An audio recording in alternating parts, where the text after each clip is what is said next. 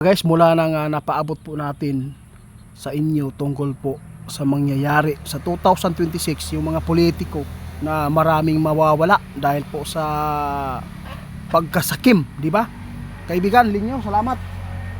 Alam po niyo guys, kakaiba po ang ating maipaabot sa inyo ngayon tungkol po ito kay Claire Castro. Alam po ba niyo si Claire Castro? Parang siya po ang may ari talaga ng Senado ngayon, no? Sobra pong napaka-defensive talaga. Grabe. Oo, kaya ito po ang nakita ng ating kaibigan mula ng napakaraming mga tao nagpaabot sa atin. Ito pwede po ba na itanong sa kaibigan? Kasi grabe naman po itong Claire Castro. Grabe na po ang kaniyang tabon daw sa ginagawa sa loob ng Senado ngayon. Grabe po ang pagpapaabot niya. Puro na lang mga good news at saka depensa. Grabe kaibigan. Ito po ba ang nakita niyo talaga na ito ay mangyari sa kanya? Guys, alam po inyo, sa totoo lang, si Claire Castro, hindi naman po tayo ng hindi po natin kailangan na ganito po ang ating mapapatunayan sa inyo, yung mga ipinapaabot na nakikita ng ating kaibigan tungkol sa babaeng ito.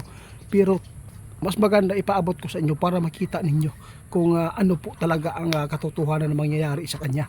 Alam po niyo, nakita po ninyo napakalakas pong babae ito, di ba? Malusog, di ba kaibigan? Abangan po ninyo guys, nakita ng ating kaibigan, biglang makukulaps ito. Biglang magkakaroon po ng karamdaman.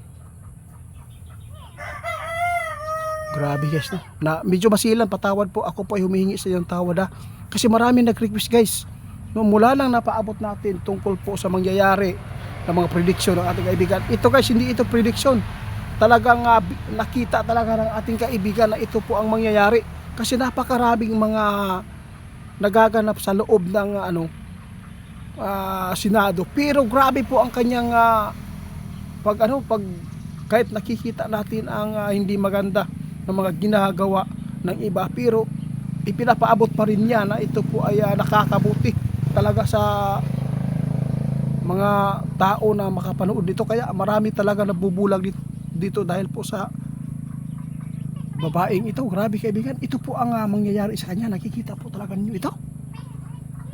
Patawad po kung sino man po ang panood nito, no? May nakita si kaibigan, no? Nakita man ninyo talaga guys, walang sakit po yan maganda po yung pangangatawan at kalusugan, pero hinulaan ng ating kaibigan, bigla lang daw ito magkakaroon po ng hindi maganda na dumapo na sakit sa kanya. Abangan na lang po ninyo guys Alam po ninyo guys, hindi lang po yan sinabi ng ating kaibigan kanina, hindi lang po yan ang kanyang matatanggap dito. Maharap pa yan ng kaso sa susunod. Hindi pa man siya ngayon matablan dahil nasa kanila ang kapangyarihan. O di ba? Hindi po sabi ng ating kaibigan, hindi po namin ito nais na yung hinuhulaan ng ating kaibigan na nakita nila ay mangyari.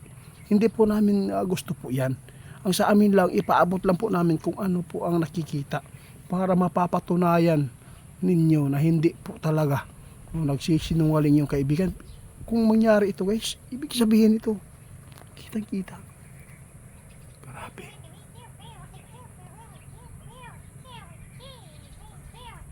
Alam po nyo, yung nagpaabot sa atin si Ma'am Sara Duterte, may nagpaabot din sa atin. Ano po ba daw ang mangyayari? Kaibigan, ano po daw ang mangyayari sa kanya? Kasi napakaraming galit sa kanya Alam po niyo guys, no? Dito tayo sa kay Ma'am Sara, baka sabihin ng iba, puro na lang tayo kontra. Alam po ang nakikita ng ating kaibigan dito kay Ma'am Sara, marami po siyang masasakit na madadaanan ngayon, lalo na pagdating ng panahon na si Tatay Digong ay kung may mangyari mang masama doon sa ito po yung nakakasad guys, kasi po sinabi ng ating kaibigan mismo, marami pang madadaanan na mabigat na problema ang Vice President dito. marami pa siyang haharapin na kaso. Yun po ang sabi ng ating kaibigan. Kaya hindi po kami paabot sa mga nakikita niyo mga kalaban namin. Hindi, wala tayong ano dito, wala tayong kinakampihan. Kung ano po ang mga ginagawa nila, ihayag na lang po natin. Pero kung kasama man ito sa ating pagkatao, ayaw po din natin kasi mapapahamak tayo, di ba? Tinan mo yung iba, pinatay, pinaktay dahil po sa nakikialam sa mga ginagawa ng iba. Kaya sana po, ito po ang nakita ng ating kaibigan tungkol po kay Sara Duterte ha. Mayroon pong malaking haharapin pa si Sara Duterte sa kanyang pagka Vice President. Salamat kaibigan ha.